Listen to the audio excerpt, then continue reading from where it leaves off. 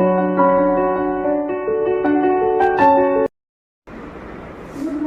All of you. मेरा नाम नीतू कुमारी है। मैं एएनएम सेकेंड ईयर बैच 2022 से 24 की छात्रा हूँ। आज हम एक्सक्लूसिव ब्रेस्ट फीडिंग के बारे में बताने जा रहे हैं। आज हम पढ़ने जा रहे हैं एक्सक्लूसिव ब्रेस्ट फीडिंग। ये क्यों जरूरी है एक्सक्लूसिव ब्रेस्ट फीडिंग, इसमें बच्चे को क्या लाभ होगा, माँ को क्या लाभ होगा, और फिर कैसे कराना है ब्रेस्ट फीडिंग, इसमें माँ का पोजीशन कैसा होना चाहिए और बच्चे का पोजीशन कैसा होना चाहिए, ये सब के बारे में हम बताने जा रहे हैं। ठीक है, अब हम एक्सक्लूसिव ब्रेस्ट फीडिंग होता क्या है, इसका अर्थ है, एक्सक्लूसिव ब्रेस्ट फीडिंग का अर्थ है सिर्फ और सिर्फ मतलब माँ का ही दूध बच्चे को पिलाना चाहिए। ठीक है, ऊपर से कोई भी उसको खाने पीने की कोई भी चीज़ नहीं देनी चाहिए बच्चे को, यहाँ तक कि उसे पानी भी नहीं देना है 6 मंथ तक। अगर बच्चा बीमार है तो उसे हम लिक्विड वाला दवाई दे सकते हैं, विटामिन दे सकते हैं, उसे ORS दे सकते हैं। इसके अलावा उसको कोई खाने पीने की चीज़ हम नहीं दे सकते। ठीक है, इंट्रोडक्शन के बारे में बताने जा रहे हैं। माँ का पहला दूध जो होता है उसे हम कोलेस्ट्रॉल कहते हैं। माँ का दूध बच्चे के लिए मतलब प्राकृतिक वरदान है। माँ का बच्चे का सबसे उपयुक्त आहार माँ का दूध ही होता है। ठीक है, ये बच्चे के लिए सर्वोत्तम आहार होता है और मतलब आहार होता है जो जन्म के 6 महीने तक मतलब कि कराना चाहिए। जब से बच्चा का जन्म हुआ है तब से केवल सब बच्चे को, हर एक बच्चे को, प्रत्येक बच्चे को सिर्फ स्तनपान कराएंगे, ब्रेस्ट फीडिंग कराएंगे। इसके ऊपर से कोई भी मतलब खाने पीने की चीज़ नहीं। अब हम ये बताने जा रहे हैं कि मतलब कि माँ का पोजीशन कैसा होना है, मतलब किस पोजीशन में माँ के बच्चे को खिला सकती है और बच्चे को भी किस पोजीशन में रखना है। ये भी क्या है, ये जो है ना स्तन से अच्छी तरह से जुड़ा हुआ बच्चा है। ये जो है ना ये ब्लैक वाला पार्ट, ये इसको एरोला बोलते हैं। ठीक है, और छोटा वाला जो होता है उसे निपल बोलते हैं। तो ये जो है ना अच्छी तरह से जुड़ा हुआ बच्चा है।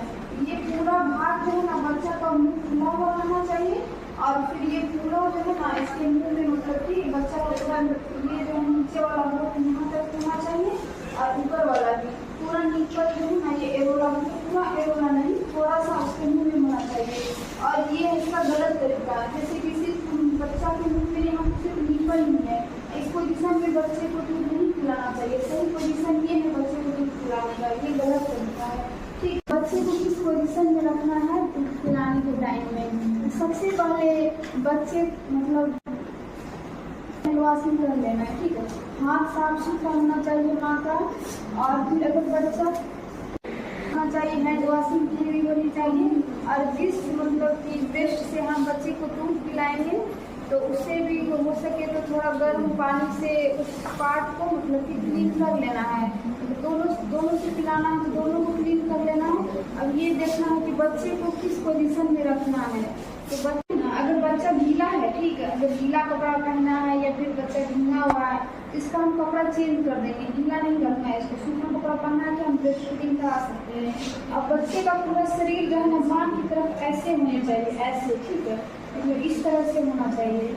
ये नहीं कि ऐसे हम खिला रहे हैं या फिर ऐसे इसका मुंह है या फिर टेढ़ा है, ऐसा कुछ भी नहीं, बस ऐसे एक सीध पे होनी चाहिए। ठीक है, ऐसे, ये ऐसे, और फिर ये इस तरह से होना चाहिए। अगर बच्चे का गला ऐसे झुका हुआ रहेगा, देखो यहाँ पे, अगर बच्चा का ऐसे गला झुका हुआ रहेगा या फिर ऐसे रहेगा तो ये दूध नहीं पी पाएगा। ठीक, इसको दिक्कत होगी पीने में, इसका गला भी दर्द होगा।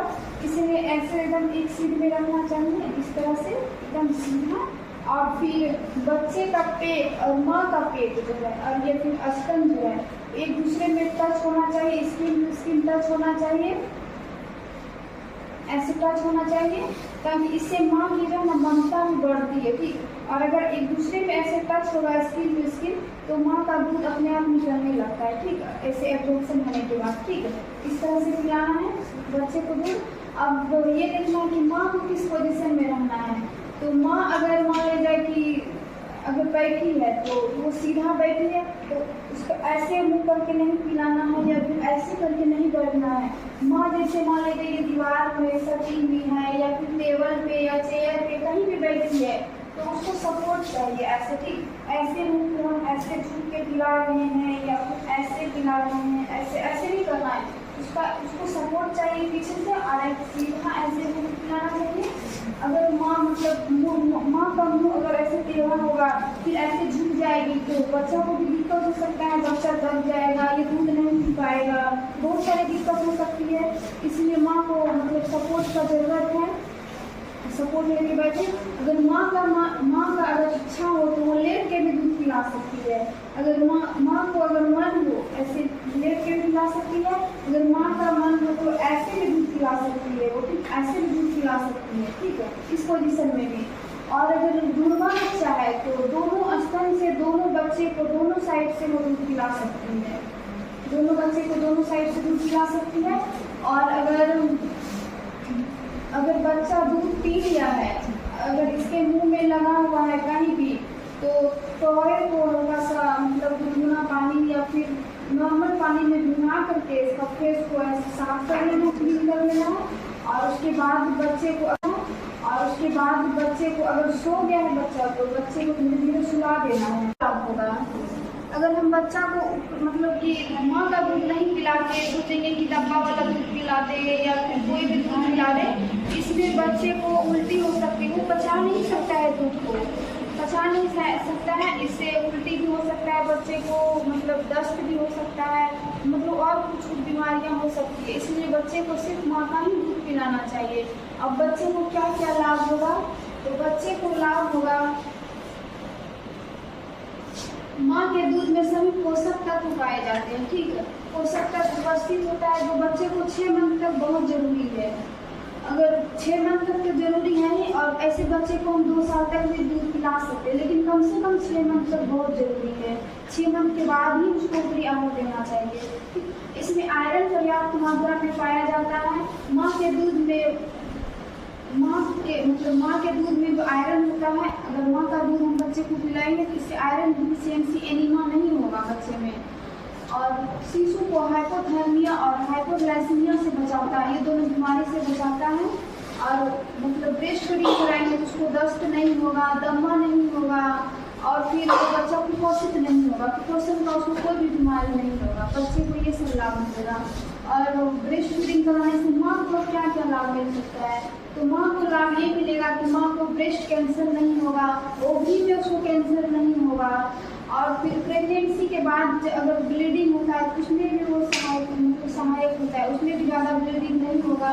माँ का शरीर कोई सोचता नहीं कि अगर हम दूध पिलाएंगे तो मेरा बॉडी का मतलब स्ट्रक्चर खराब हो जाएगा, ऐसा कोई भी बात नहीं है। माँ जो है ना पूरा सुडौल बनी रहती है, उसमें उसका स्ट्रक्चर कुछ भी खराब नहीं होगा। और फिर ये प्राकृतिक गर्भ निरोधक उपाय है, जिससे हम जितना दिन दूध पिलाएंगे उतना दिन प्रेगनेंसी में रुका हुआ रहेगा। मतलब प्रेगनेंसी जैसे कि अगर हम दूध पिलाना छोड़ देते हैं तो जल्दी मतलब कि प्रेगनेंट नहीं होता है, हो जाता है। और फिर अगर हम दूध पिलाते रहें तो इसमें थोड़ा सा मतलब टाइम का मतलब ये प्राकृतिक गर्भ निरोधक उपाय के रूप में मतलब गर्भधारण को रोकता है। और फिर बच्चे के जन्म के अंतर में भी बनाए रखता है। और ब्रेस्ट फीडिंग कराने से माताओं में प्रेगनेंसी के बाद होने वाले गंभीर रक्तस्राव की संभावना से ये बचाता है। गर्भ निरोधक उपाय के रूप में मतलब गर्भधारण को रोकता है। और फिर बच्चे के जन्म के अंतर में भी बनाए रखता है। और ब्रेस्ट फीडिंग कराने से माताओं में प्रेगनेंसी के बाद होने वाले गंभीर रक्तस्राव की संभावना